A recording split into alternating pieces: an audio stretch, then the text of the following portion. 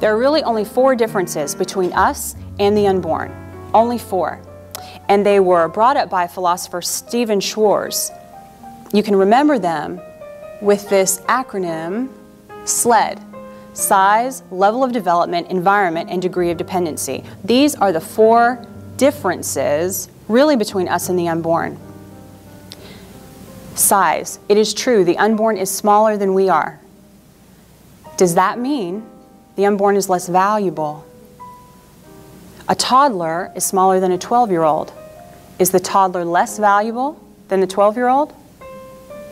I think we could agree that's not true. What about level of development? Yes, the unborn is less developed than we are. Does that mean the unborn is less valuable simply because it is less developed? I don't know how many of you know this, but scientists say that you do not reach your intellectual peak until your mid-40s. I think that's great. I have something to look forward to. Does that mean, though, that everyone who is 40 and younger is less valuable than everyone who is 40 and older simply because we're not as intellectually advanced? Is that morally relevant in determining our value? Environment. Yes, the unborn is in the womb and we are out here in the world. But does the environment determine who is valuable and who is not? I changed locations when I walked from out in the hallway into this room. Does that change how valuable I am? What about degree of dependency? Yes, the unborn is dependent. So are newborns. Are newborns less valuable simply because they are dependent on someone else? The reality is that the unborn in the womb requires only the proper environment and proper nutrition, just like you and I require, even now.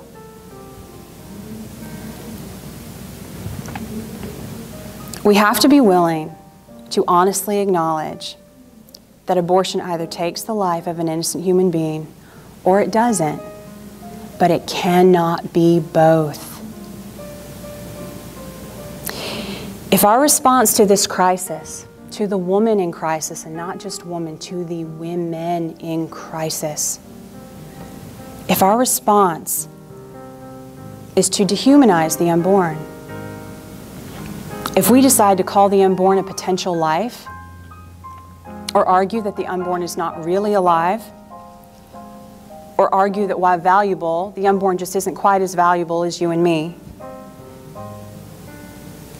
if we dehumanize the unborn, that act of dehumanization, it acts as a barrier between a woman and her redemption. Honesty on this issue is critical. It's critical to being set free. If we acknowledge and confess our sin, that is universal. If we acknowledge and confess our sin, He is faithful and just to forgive us of our sin and to cleanse us of all unrighteousness. But if we hide it, if we trivialize it, who is there to cover it? Do we possess the freedom of choice? Yes, absolutely. However, do we also have a duty to speak out against those choices that are harmful, morally wrong, and contrary to Scripture? Do we not speak out against adultery? Lying? Stealing? Eating meat, even? How then can we stay silent on the tragedy of abortion? Just as our stance on adultery, stealing, lying, do not remove an individual's free will to engage in those acts, speaking about the truth of the abortive act doesn't remove the individual's free will to engage in that act. Yes, that's right. To consider these two statements.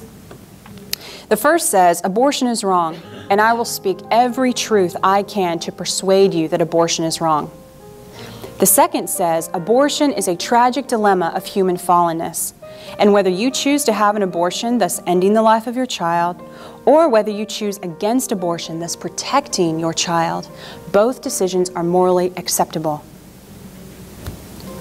Both of these statements preserve the individual's free will, don't they?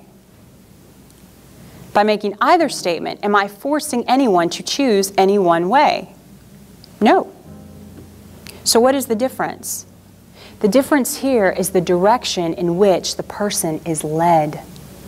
With the first statement, she is led to the light. With the second statement, she is led away from it.